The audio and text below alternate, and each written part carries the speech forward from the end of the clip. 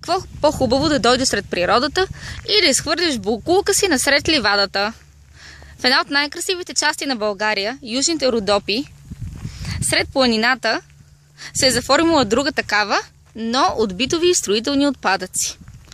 Прекрасно е да се разхождаш в планината, да дишаш чист въздух и просто да зафучиш някъде боклука си.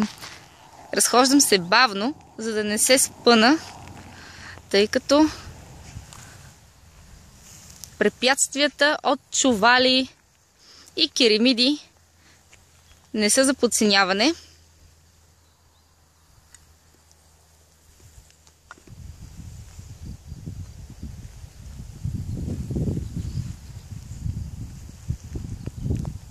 Коментарът за културата или липсата на такава на хората, които изхвърлят отпадъците си, ще го остава на вас.